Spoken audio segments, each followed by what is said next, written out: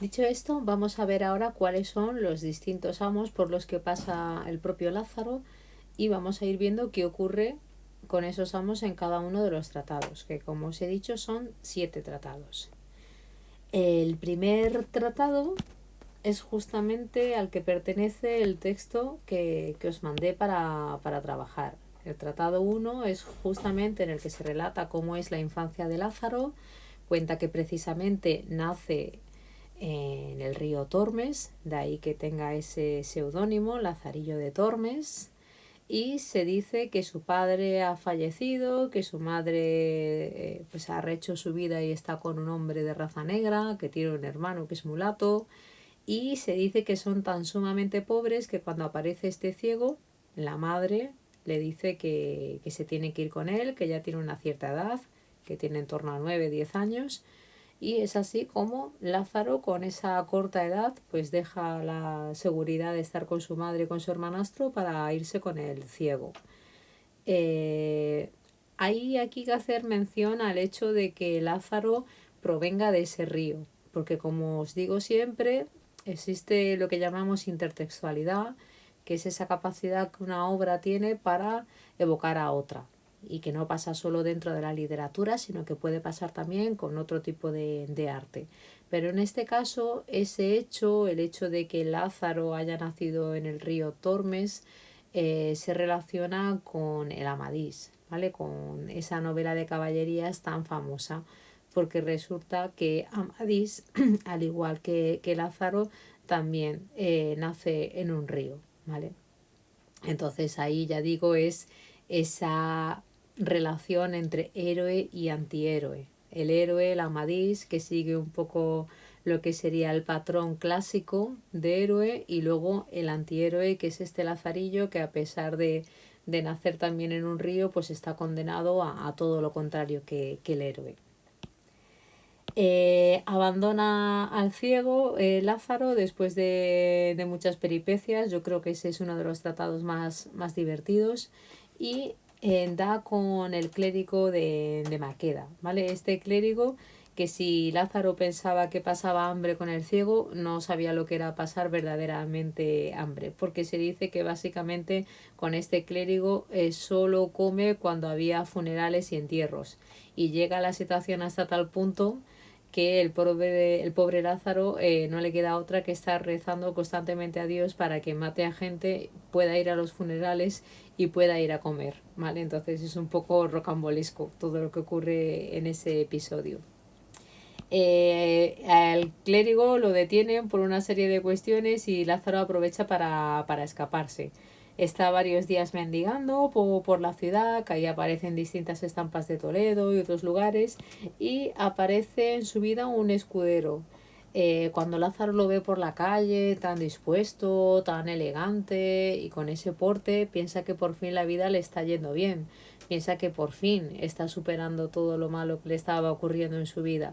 Pero ya sabéis el refrán, que muchas veces después de lo malo está lo peor, y que más vale malo conocido que bueno por conocer. Pues algo así le pasa con el escudero. Después de varios días de convivencia, en los que Lázaro nunca ve comer al escudero, pues empieza ya a recerarse que este escudero pues es un hidalgo en realidad, y ya sabéis que los hidalgos en esta época lo pasaban bastante mal, porque resulta que no podían trabajar por su condición noble, pero eran tan sumamente pobres, que apenas tenían dinero para comer. Y se llega a la situación paradójica en la que Lázaro tiene que salir a pedir limosna y compartir la poca comida que le dan los vecinos con su amo, en una situación, como digo, pues totalmente estrambótica y rocambolesca. Abandona también al escudero en un momento en el que hay una confusión porque lo vienen a buscar y demás, y en ese momento aparece en su vida otro personaje de carácter religioso.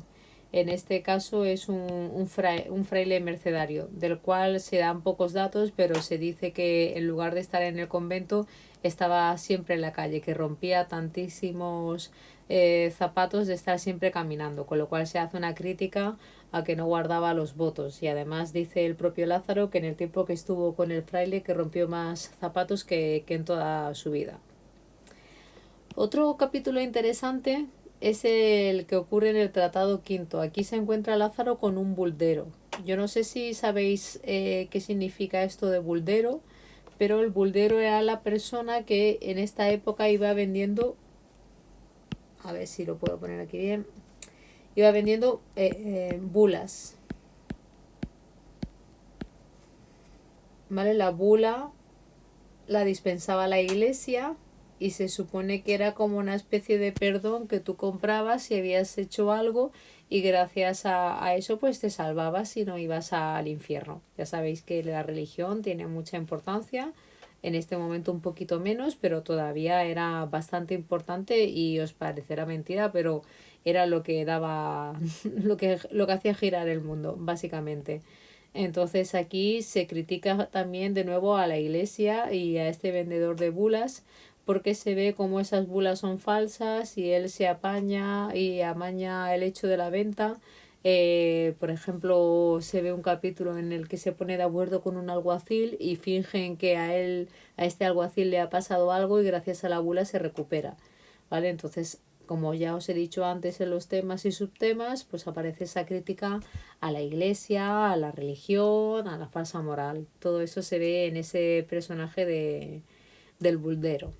Además se dice que es muy laíno porque por un lado pues siempre se adapta, como hacía un poco también la Celestina, a quien tiene delante. Si estaba con alguien que sabía latín, pues hablaba castellano de muy buenas formas y no pasaba el latín. Sin embargo, si estaba hablando con alguien que no tenía tanta formación cultural, aprovechaba para hablar en latín o para aparentar que hablaba en latín porque decía que en realidad se inventaba la mayoría de palabras.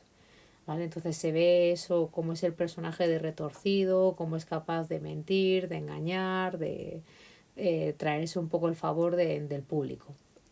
En el sexto capítulo, que hay que decir también que estos capítulos, sobre todo los tres primeros, son los más extensos y luego cuarto, quinto, sexto y séptimo pues van pasando como mucho más rápido.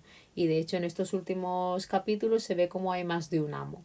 Aquí, por ejemplo, en el capítulo sexto, pues nos vamos a encontrar con que tengo ahí un pintor de panderos y un capellán. Y tampoco se da mucha información de qué le ocurre a cada uno de ellos. Luego en el séptimo se nos dice que está primeramente con un alguacil, pero que no le gusta mucho su trabajo porque le parecía peligroso.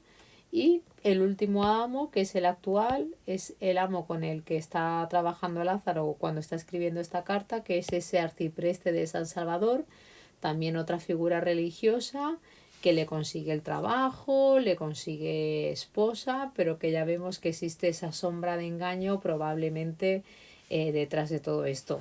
La actitud de Lázaro, como os he dicho antes, es la de me da igual que me engañen. Después de todas las penurias que he pasado, sé que esta es la mejor situación en la que yo puedo estar. Y la honra, sinceramente, no me interesa tanto porque Lázaro es un personaje pragmático y él prefiere comer todos los días, tener sustento, que tener honra. ¿Vale? Entonces aquí se aprecia, como digo, como es un personaje redondo, un personaje casi humano que se va forjando desde la inocencia de un niño dado por su madre hasta la resignación de un hombre adulto que después de tantos problemas decide soportar el engaño de su mujer y del arcipreste, pero estar en una situación que él considera pues más o menos favorable.